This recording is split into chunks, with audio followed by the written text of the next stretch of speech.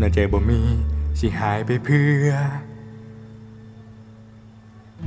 คอยปกติสิเสียใจเพื่อคอยยังเป็นส่วนหนึ่งของครอบครัวมาริกาและสบายตัวคอยนั้นยังสบายอยากขอเป็นคนยืนข้างและช่องใจเหตุแบบใดเหตุแบบใดย่อผู้สูงได้จังใดเสกดอกไม้เหตุแบบใดอีกปานใดที่เขาต้องท่าไปบ่มีหวัง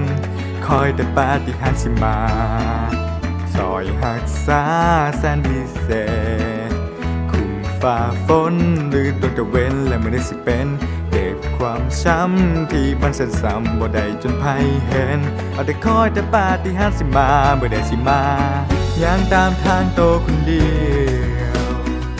แนมหาฝันในมือหน้าและประตูที่คอยหาที่ได้สนใจคือเจ้านั้นที่ประกายขอได้บอกการเปลี่ยนแปลงขอได้บอกเข้ากายคอยหูว่าบ่คือไผแต่ลองเปิดใจลองเปิดดวงใจลองเปิดดวงใจลองเปิดดวงใจให้ย่อผู้ค่อยก็ยอมเหตุต้นไม้ให้มันเติบใหญ่บอกได้บอกขอใครจะคนที่ควรไป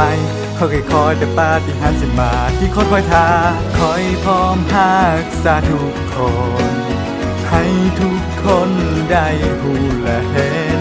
คอยเป็นไผในใจและควรเหตุแนวใด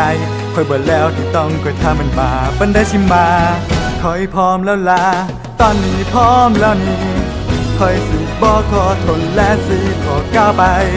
ขออวยพรให้คอยแน่คือกับตอนเวลาปีในเจ้านั้นมอมันมาให้พวกเขา